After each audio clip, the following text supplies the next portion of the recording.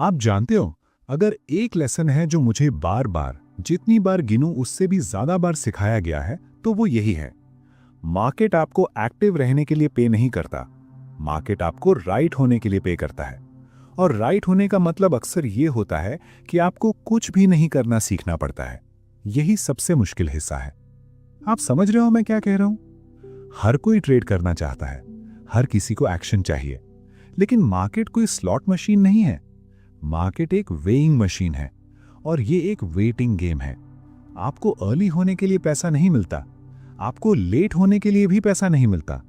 आपको सिर्फ तब पैसा मिलता है जब आपके पास सही सेटअप हो और उसे वेट करने का पेशेंस हो। अब सवाल यह है, ज्यादातर लोग इस बिजनेस में फेल क्यों हो जाते हैं? क्या इसलिए कि उन्हें चार्ट पढ़ना नहीं आता? नहीं। बहुत से लोगों को लाइंस और बार्स अच्छे से आते हैं। क्या इसलिए कि उनके पास पैसा कम होता है? हमेशा ऐसा नहीं होता। लोग फेल इसलिए होते हैं क्योंकि वो वेट नहीं कर पाते। उन्हें हर हाल में एक्शन चाहिए, बिल्कुल उस आदमी की तरह जिसे हाथ में ताश के पत्ते चाहिए ही चाहिए। एक्साइटमेंट की ये एज, मूवमेंट की ये क्रेविंग, ट्रेडिंग में ये पॉइजन है। क्या कभी ऐसा हुआ है कि आप चार्ट को घूर रहे हों और सोच रहे हों, चलो बस गेम में रहने के लिए कुछ लगा देता हूं? यही वो अर्ज है जो अकाउंट्स खाली कर देती है। जब मैंने शुरुआत की थी, मैं एक बकेट शॉप में एक लड़का था, टेप को टिक बाय टिक देखता हुआ, कॉइन बाय कॉइन चलता हुआ। मुझे लगता था कि ट्रिक ये है कि मैं बहुत क्लेवर बनूं, हर छोटी मूवमेंट पकड़ूं और ट्रेड करूं। और हाँ, कभी कभी ये काम करता था, लेकिन ज्यादातर समय नहीं करता था। कहीं थोड़ा जीतता, कहीं थोड़ा हारता, और वीकेंड में मेरे पास दिखाने के लिए कुछ भी नहीं होता था सिवाय थकान के। तभी मुझे समझ आया, पैसा कांस्टेंट ट्रेडिंग से नहीं बनता।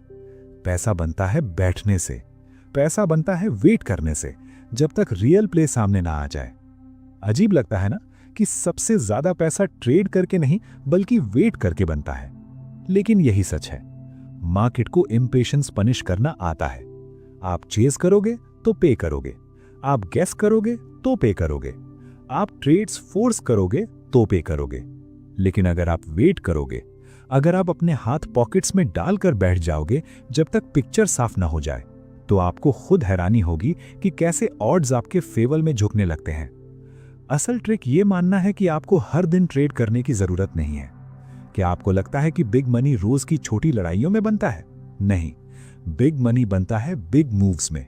और बिग मूव्स हर घंटे नहीं आते, हर दिन भी नहीं आते। वो तब आते हैं जब कंडीशंस पूरी तरह राइप होती हैं, और तब तक आप वेट करते हो।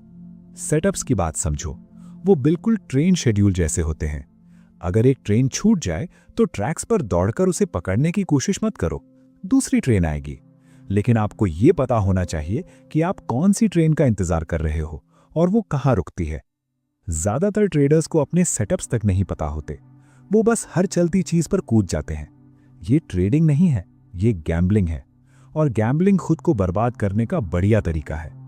आप कसीनो में जाकर ये तो नहीं सोचते कि हर हैंड खेलकर हाउस को हरा दोगे, है ना? तो फिर मार्केट में ऐसा क्यों करते हो?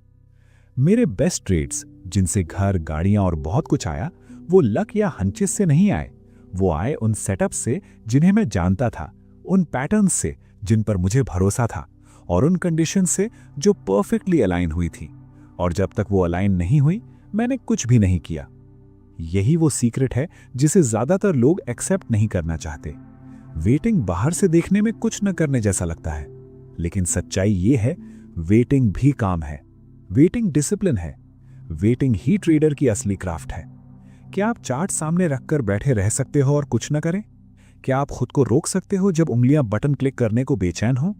यही असली टेस्ट है।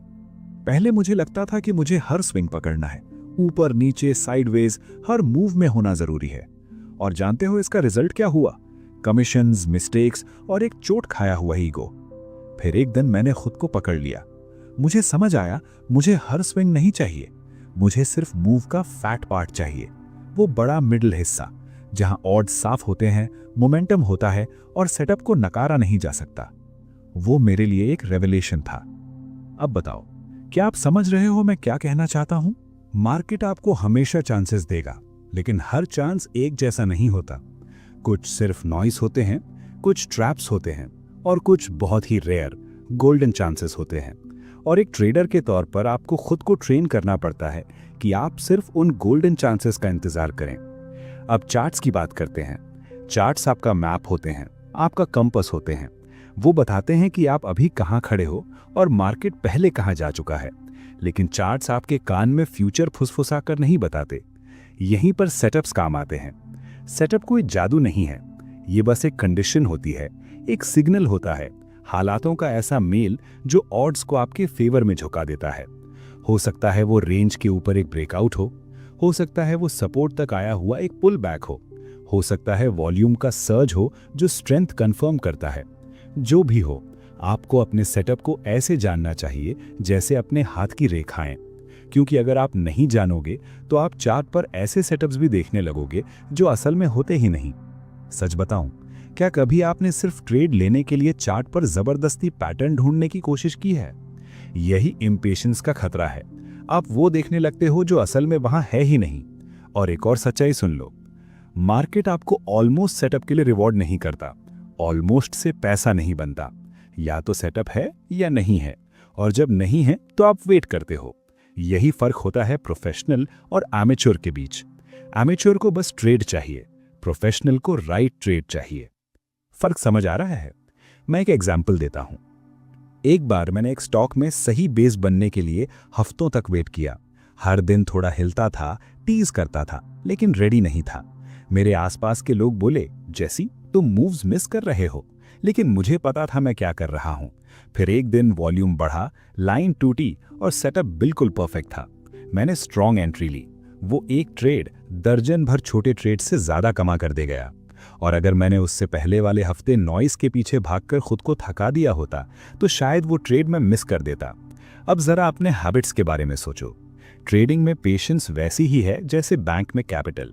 हर वो ट्रेड जो आप नहीं लेते, हर वो खराब सेटअप जो आप स्किप करते हो, वो पैसा बचा हुआ पैसा है, और बचा हुआ पैसा ही सही मौके पर काम आता है।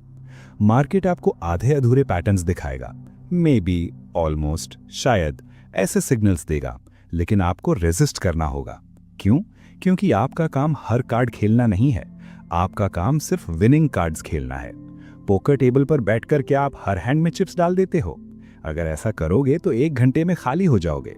स्मार्ट प्लेयर ज्यादा हैंड्स फोल्ड करता है, कम खेलता है। ट्रेडिंग में भी वही रूल है। फोल्डिंग भी गेम का हिस्सा है। अब वेल्थ की बात करते हैं। ट्रेडिंग में वेल्थ 100 ट्रेड्स एक हफ्ते में करने से नहीं आती। वेल्थ आती है कंपाउंड प्रॉफिट से, समय के साथ गेम्स जमा करने से, और उन बड़े लॉसेस से बचने से जो आपको महीनों पीछे धकेल देते हैं। और बड़े लॉसेस क्यों होते हैं?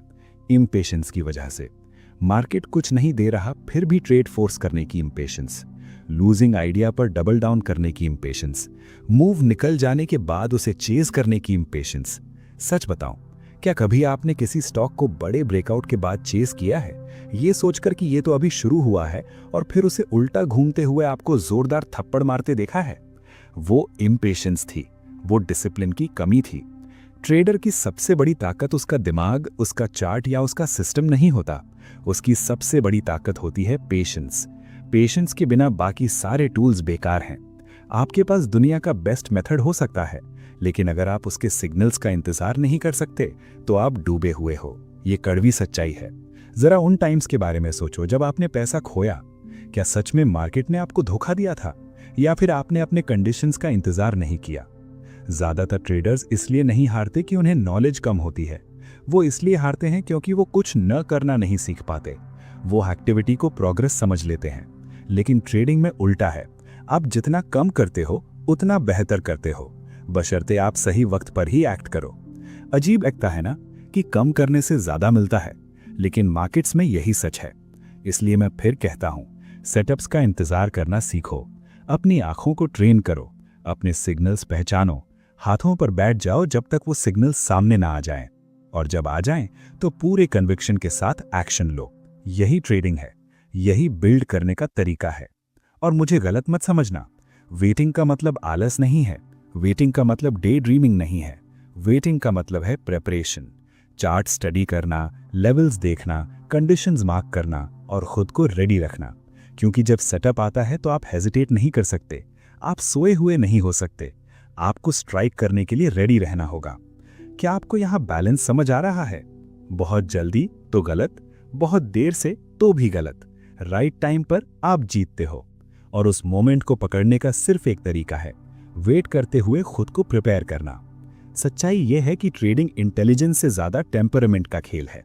मार्केट सबसे इंटेलिजेंट लोगों को भी हम्बल कर देता है, लेकिन पेशेंट आदमी, डिसिप्लिन्ड आदमी वो टिकता है। क्यों? क्योंकि वो अपनी पिच का इंतजार कर सकता है, बिल्कुल वैसे ही जैसे एक बैटर हर बॉल पर स्विंग नहीं करता। वो सिर्फ उसी बॉल का वेट करता है जो उसकी जोन में आती है, और फिर वो पूरी ताकत से स्विंग करता है। यही जीतने का तरीका है। अब खुद से पूछो, क्या तुम हर पिच पर स्विंग कर रहे हो या अपनी पिच का इंतजार कर रहे हो? यही वो सवाल है जिसका जवाब तुम्हें देना है। मैं तुम्हें एक बात साफ साफ बता दूं, मार्केट को तुम्हारी ओपिनियन से कोई फर्क नहीं पड़ता। मार्केट को तुम्हारे एक्शन लेने की जरूरत से कोई फर्क नहीं पड़ता। मार्केट को तुम्हारी होप्स से भी कोई फर्क नहीं पड़ता। मार्केट सिर्फ सेटअप्स देखता है, कंडीशंस देखता है और प्रोबेबिलिटीज देखता है। तुम मार्केट को अपने हिसाब से मोड़ नहीं सकते। तुम सिर्फ खुद को मार्केट के साथ अलाइन कर सकते हो, और ये अलाइनमेंट तब आती है जब तुम वेट करते हो, जब तक मार्केट अपना पत्ता नहीं खोल देता। अब तुम्हें लग सकता है कि वेटिंग बोरिंग है, लेकिन मैं तुम्हें बताता हूं, एक बड़ा मूव पकड़ने में कुछ भी बोरिंग नहीं होता। एक ट्रेड को अपने फेवर में दौड़ते हुए देखना बोरिंग नहीं होता, जबकि बाकी लोग सिर खुजा रहे होते हैं। वो सेटिस्फैक्शन, वो प्रॉफिट, वो सिर्फ इसलिए आता है क्योंकि तुमने वेट किया। बोर्डम सक्सेस की कीमत है। सवाल यह है, क्या तुम बोर्डम सह सकते हो? क्या तुम क्वाइट डेज में बिना एक्शन फोर्स किए बैठे रह सकते हो? अगर हां, तो इस गेम में तुम्हारे पास चांस है। अगर नहीं, तो सच कहूं, तुम्हें कोई और काम ढूंढ लेना चाहिए। मैंने क्राउड को देखा है। क्राउड को एक्साइटमेंट पसंद है। उन्हें चैटर चाहिए, टिप्स चाहिए, एक्शन चाहिए। लेकिन क्राउड ज्यादातर गलत होता है। क्यों? क्योंकि वो इम्पेशेंट होता है। वो चुपचाप बैठ नहीं सकता। उसे हमेशा कुछ ना कुछ करते रहना होता है, और इसी वजह से क्राउड हारता है। अगर तुम्हें जीतना है तो तुम्हें उल्टा करना सीखना होगा। भीड़ से अलग खड़े हो, पेशेंट बनो, अपने सेटअप्स का इंतजार करो। क्या ये लॉजिकल नहीं है कि अगर मेजॉरिटी लोग हारते हैं तो तुम्हें मेजॉरिटी से अलग एक्ट करना पड़ेगा? और याद रखो, पैसा बड़े स्विंग्स में बनता है, बड़ी कैंपेन्स में बनता है। वेल्थ वहां से आती है। पैसे छोटे छोटे पेनीज खुरचने से नहीं, नॉइस को स्कैल्प करने से नहीं। बिग मनी आता है एक रियल मूव पहचानने से और उसे राइड करने से। लेकिन उसे राइड करने के लिए सबसे पहले उसका वेट करना पड़ता है, और ज्यादातर लोग वेट नहीं कर पाते।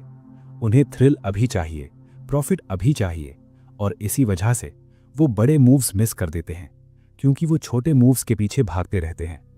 तो मैं तुमसे पूछता हूं, तुम एक्साइटमेंट चाहते हो या वेल्थ? तुम बिजी फील करना चाहते हो या राइट होना चाहते हो? क्योंकि ये दोनों एक साथ नहीं मिलते। एक्साइटमेंट के लिए ट्रेडिंग करना एक लूजिंग गेम है। सेटअप्स के लिए ट्रेडिंग करना एक विनिंग गेम है। और हर दिन मार्केट तुम्हारे कान में छोटे छोटे टेस्ट फुसफुसाता है। ये रहा एक छोटा मूव, चाहिए? ये रहा एक फॉल्स ब्रेकआउट, चेज करोगे? ये सेटअप ऑलमोस्ट रेडी है, जल्दी कूदोगे? हर दिन तुम्हारा डिसिप्लिन टेस्ट होता है। तुम उन टेस्ट्स में फेल होते हो या पास करते हो। यही तय करता है इस बिजनेस में तुम्हारा फ्यूचर। सबसे कठिन लेसन यही है, प्रॉफिटेबल होने के लिए एक्टिव होना जरूरी नहीं है। सक्सेसफुल होने के लिए क्लेवर होना जरूरी नहीं है। तुम्हें बस पेशेंट, डिसिप्लिन्ड और रेडी होना है। सेटअप्स आएंगे, वो हमेशा आते हैं। सवाल ये है, जब वो आएंगे, क्या तुम वहां पैसे हाथ में और दिमाग कंट्रोल में लेकर मौजूद रहोगे, या फिर इम्पेशंस में तुम अपना कैपिटल और अपना कॉन्फिडेंस दोनों गवा चुके होगे? यही वो चॉइस है जिसका सामना हर ट्रेडर हर सिंगल डे करता है।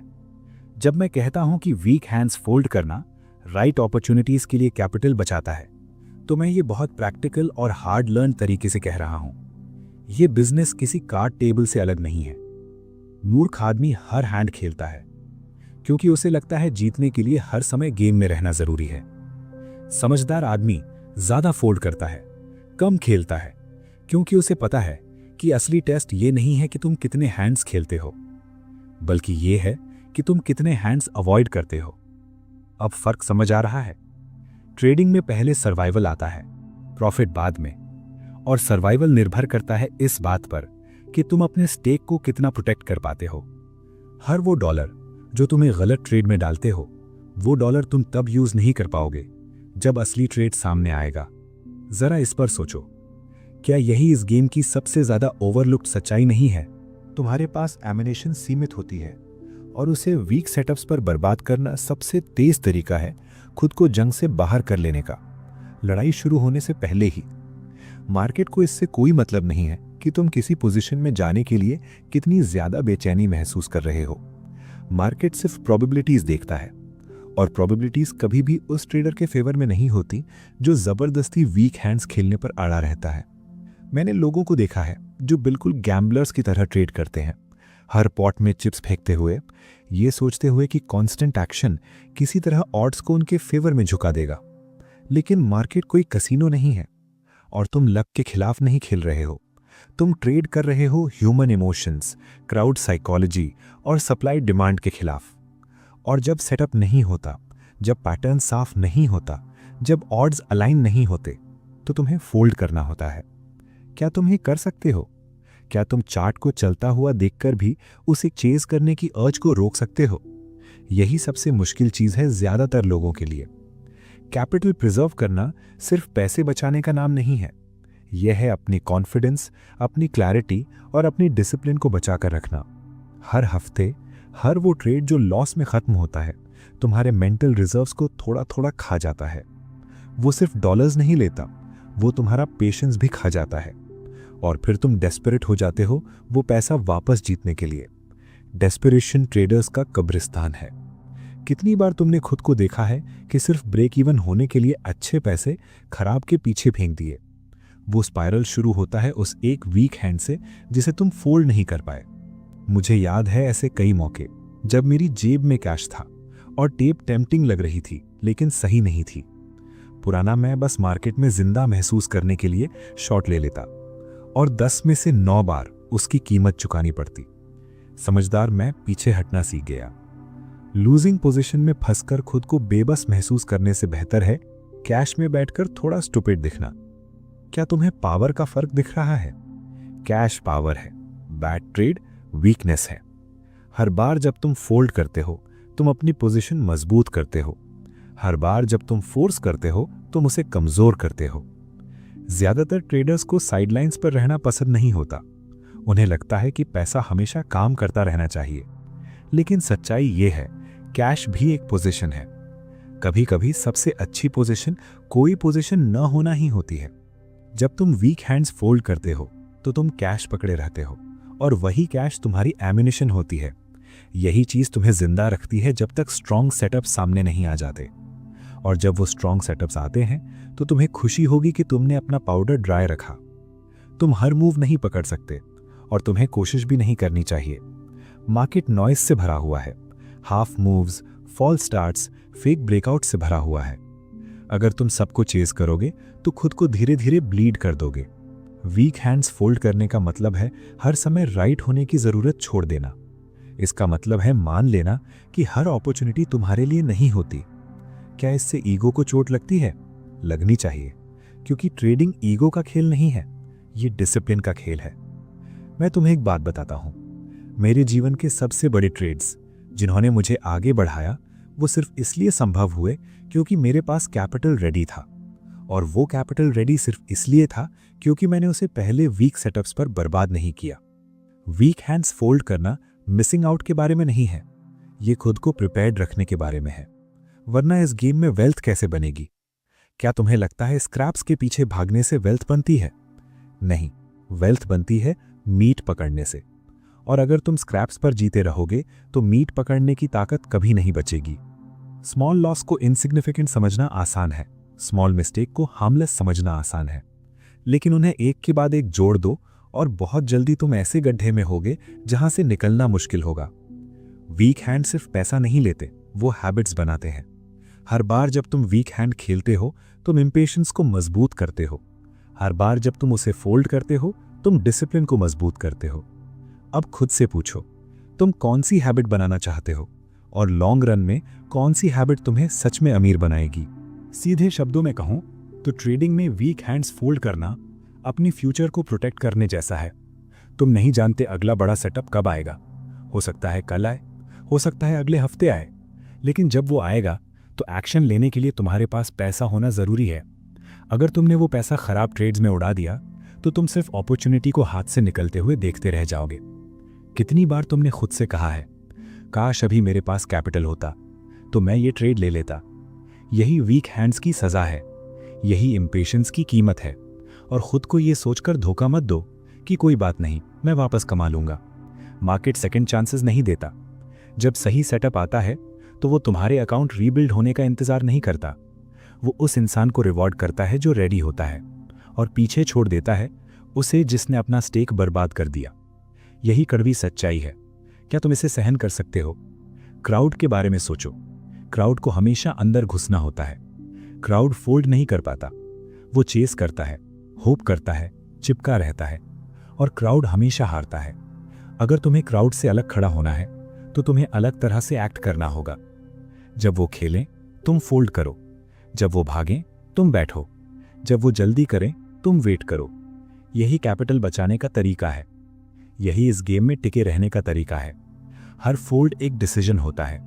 हर फोल्ड कहता है कि ये मेरा हैंड नहीं है, ये मेरा ट्रेड नहीं है। यही पावर है, यही कंट्रोल है। एमेच्योर सोचता है फोल्ड करना कमजोरी है, प्रोफेशनल जानता है कि यही ताकत है। अब बताओ तुम कौन हो? मैंने हफ्तों, कभी कभी महीनों तक एक भी ट्रेड नहीं लिया है। लोग कहते थे जैसी तुम एक्शन मिस कर रहे हो, लेकिन मैं कुछ भी मिस नहीं कर रहा था। मैं अपनी हैंड का इंतजार कर रहा था, और जब वो आई मैंने उसे बड़े लेवल पर खेला। यही फर्क है डैबलिंग और ट्रेडिंग में। डैबलर्स वीक हैंड्स को कुतरते रहते हैं और अंत में टूट जाते हैं। ट्रेडर्स उन्हें फोल्ड करते हैं, वेट करते हैं और सही वक्त पर स्ट्राइक करते हैं। वीक हैंड्स तुम्हारे कान में फुसफुसाते हैं। शायद इस बार वो ऑलमोस्ट सही लगते हैं, ऑलमोस्ट रेडी लगते हैं, लेकिन ऑलमोस्ट से पैसा नहीं बनता। ऑलमोस्ट सेटअप्स वही होते हैं जिनसे ब्रोकर्स अमीर बनते हैं और ट्रेडर्स गरीब। वीक हैंड्स फोल्ड करने का मतलब है तुम ये समझते हो कि ऑलमोस्ट काफ़ी नहीं है। या तो ट्रेड सही है या नहीं है, और अगर नहीं है तो पैसा जेब में ही रहता है। क्या ये सबसे सिंपल रूल नहीं है, और फिर भी सबसे मुश्किल फॉलो करने वाला? कैपिटल प्रिजर्व करना ग्लैमरस नहीं होता, इसमें एक्साइटमेंट नहीं होती। वीक हैंड फोल्ड करने से दिल तेज नहीं धड़कता, लेकिन यही वो हैबिट है जो टिकने वालों को जल्दी जलकर खत्म हो जाने वालों से अलग करती है। एक्साइटमेंट गैम्बलर्स के लिए है, वेल्थ ट्रेडर्स के लिए। और वेल्थ बनती है डिसिप्लिन से, पेशेंस से और वीक हैंड्स फोल्ड करने से, ताकि स्ट्रॉन्ग हैंड्स को पूरी ताकत से पकड़ा जा सके। इस रूल की खूबसूरती ये है कि ये कभी बदलता नहीं। मार्केट्स बदलते हैं, टेक्नोलॉजी बदलती है, पैटर्न्स शिफ्ट होते हैं, लेकिन वीक हैंड्स फोल्ड करके कैपिटल बचाने का प्रिंसिपल हमेशा एक जैसा रहता है। ये मेरे समय में काम करता था और 100 साल बाद भी करेगा, क्योंकि ये चार्ट्स या मशीन्स की बात नहीं है, ये ह्यूमन नेचर की बात है। ह्यूमन नेचर इम्पेशेंट है, ग्रीडी है, फियरफुल है। वीक हैंड्स फोल्ड करना इन सब का एंटीडोट है। ये वो एज है जिसे तुम हमेशा कंट्रोल कर सकते हो। तो मैं तुमसे पूछता हूं, अगली बार जब कोई चार्ट टेम्पटिंग लगे लेकिन परफेक्ट ना हो, तो तुम क्या करोगे? फोल्ड करोगे या खेलोगे? कैपिटल बचाओगे या वीक हैंड पर रिस्क लोगे? यही डिसीजन बार बार दोहराया गया इस बिजनेस में तुम्हें बनाता है या बिगाड़ देता है। जब मैं कहता हूं कि वेटिंग के दौरान प्रिपरेशन ट्रेडिंग के दौरान एग्जीक्यूशन जितनी ही जरूरी है, तो मैं इसे बिल्कुल लिटरल तरीके से कहता हूं। लोग सोचते हैं वेटिंग मतलब आलस, जैसे मार्केट के बाहर बैठना टाइम वेस्ट करना हो, लेकिन सही तरीके से की गई वेटिंग सबसे कठिन काम होती है। वेटिंग मतलब स्टडी करना, अपने एज को शार्पन करना, अपने दिमाग को ट्रेन करना, ताकि सही वक्त पर तुम हेजिटेट न करो। क्या तुम्हें लगता है एक ट्रेडर बस उठता है, बाय या सेल क्लिक करता है और फॉर्चून गोद में आ गिरती है? नहीं, फॉर्चून बनती है उन क्वाइट आवर्स में जब वो देख रहा होता है, लिख रहा होता है, एनालाइज कर रहा होता है और प्रिपेयर कर रहा होता है। मेरी जिंदगी में ऐसे दिन आए हैं जब मैंने एक भी ट्रेड नहीं लिया, एक भी नहीं। बाहर वालों को लगता था मैं कुछ नहीं कर रहा हूं, लेकिन अंदर मैं काम कर रहा था।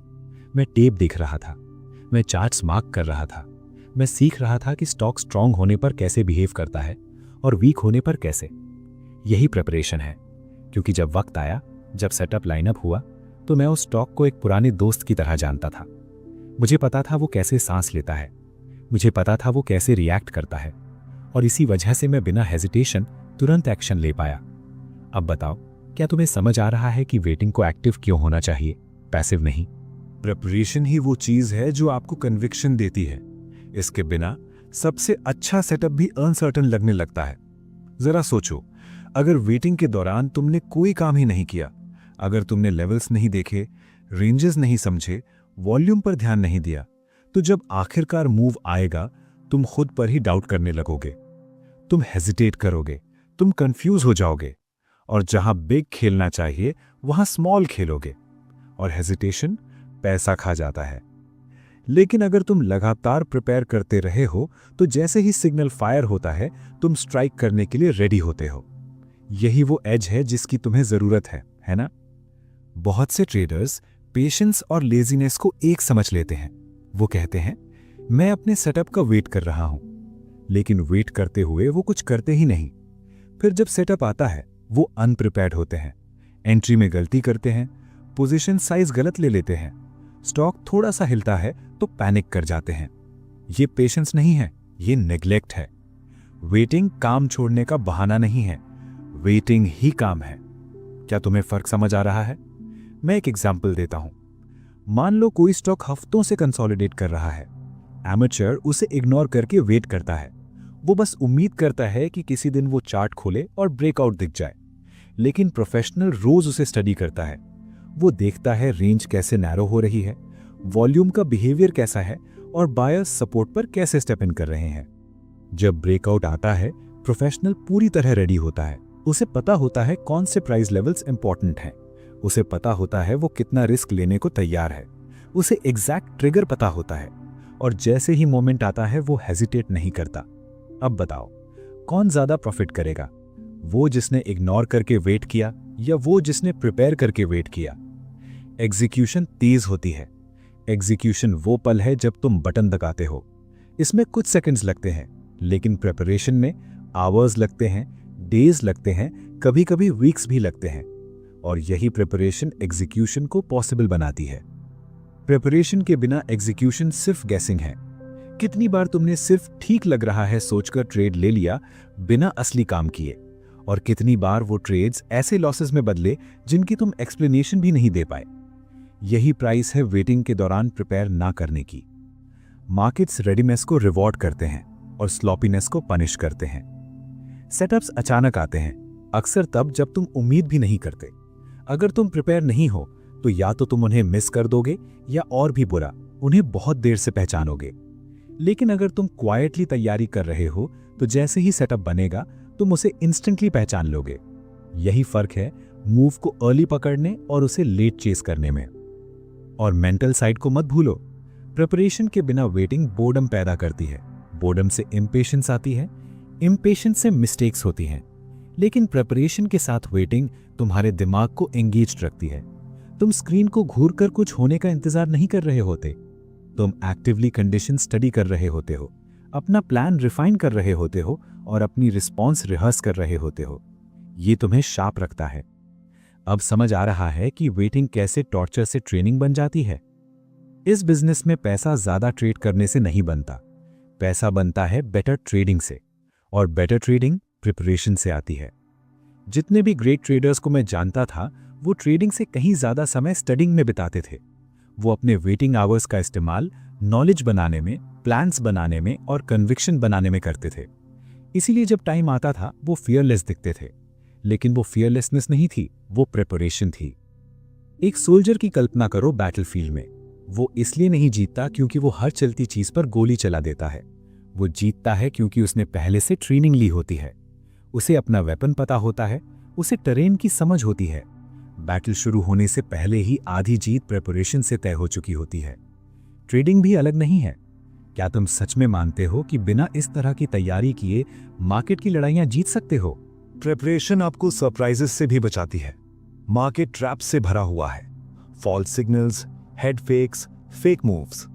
अगर तुम प्रिपेयर्ड नहीं हो तो तुम उनमें फंस जाओगे।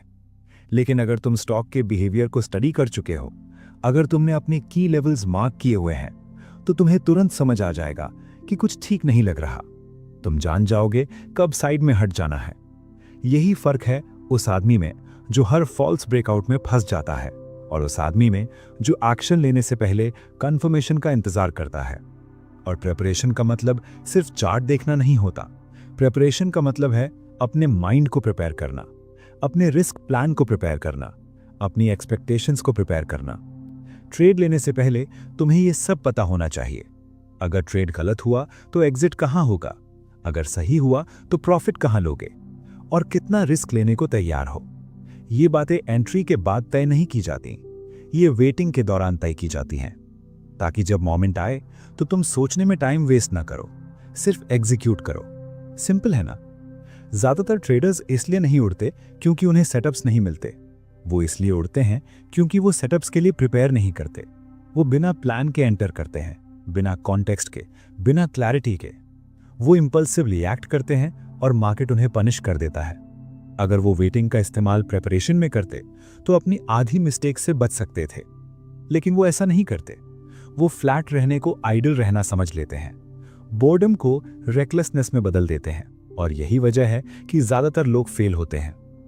प्रिपरेशन की एक और ताकत है, ये पेशेंस बनाती है। जब तुम डीपली स्टडी कर रहे होते हो, मार्किंग कर रहे होते हो, एनालाइजिंग कर रहे होते हो, तो नॉइस को चेस करने का मन कम होता है। तुम वीक ट्रेड्स फोर्स नहीं करते क्योंकि तुम्हें साफ पता होता है कि तुम्हारा सेटअप कैसा दिखता है। तुम जानते हो किन कंडीशंस का इंतजार है और बाकी हर चीज को उसी स्टैंडर्ड से कंपेयर कर सकते हो। और यही तुम्हें वीक ट्रेड्स को ना कहने की ताकत देता है। क्या यही की नहीं है बैड ट्रेड्स को रिफ्यूज करने की क्लैरिटी? प्रिपरेशन डिसिप्लिन को भी मजबूत करती है।